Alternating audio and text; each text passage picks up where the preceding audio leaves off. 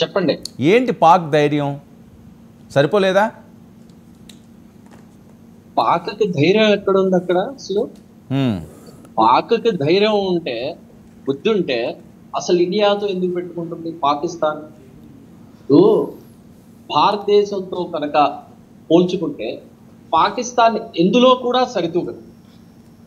Recent గా నేను ఒక ఆర్టికల్ నేను చదివాను.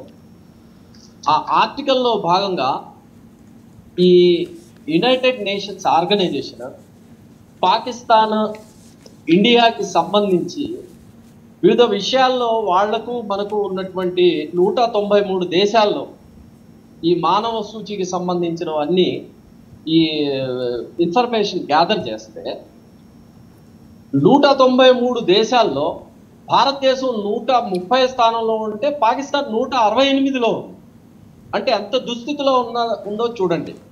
అలానే సగటు ఆయుధం వచ్చేసి భారతదేశంలో 75 సంవత్సరాలు ఉంటే పాకిస్తాన్లో 67 సంవత్సరాలు ఉంది. అలానే ఎడ్యుకేషన్కి సంబంధించి భారతదేశంలో ప్రతి పిల్లవాడు 13 సంవత్సరాలు. అంటే కాదండి, ఇవన్నీ పాకిస్తాన్కి తెలియవా?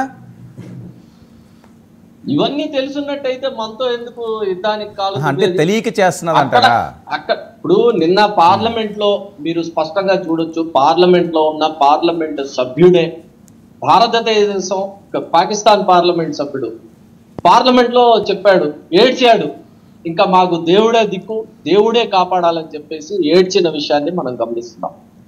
అయితే పాకిస్తాన్ ఇంకా ఇలా తెగబడుతూ ఉంది అంటే దీని వెనుక ఏదైనా చైనా ఉందేమో అని చెప్పేసి నా అనుమానం. ఎందుకంటే చైనా పనికిరాని వస్తువులన్నిటినీ కూడా పాకిస్తాన్కి అంటగట్టింది. అవి పూర్తిగా ఫెయిల్ అవుతున్న విషయాన్ని గమనిస్తున్నాం. అది పనిచేస్తాయా లేదా అనేది ప్రయోగాత్మకంగా చైనాయే కాకుండా టర్కీ కూడా సపోర్ట్ చేస్తుంది పాకిస్తాన్కి. నిన్న దాడుల్లో కూడా వాళ్ళ భాగస్వామ్యం ఉందని చెప్పి వస్తున్న టాక్.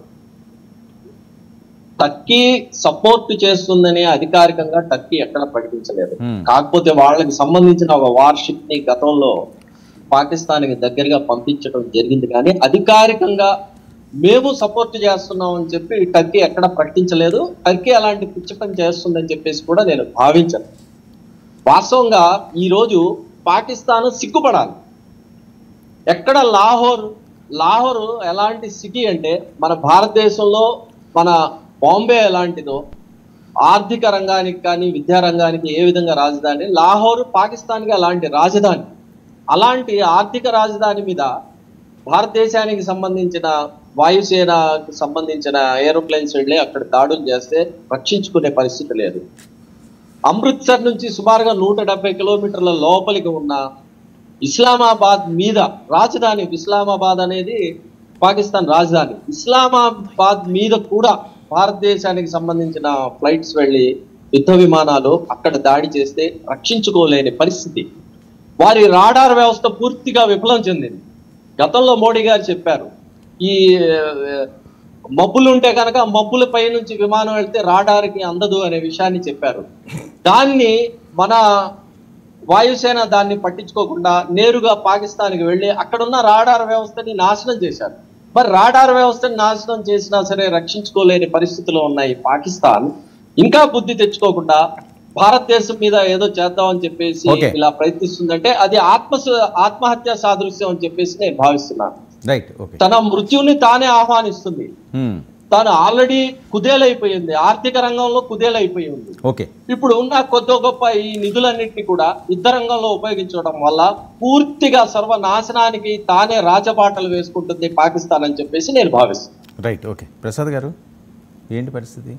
పాకిస్తాన్కి చైనా, టర్కీ సాయం చేస్తుంది.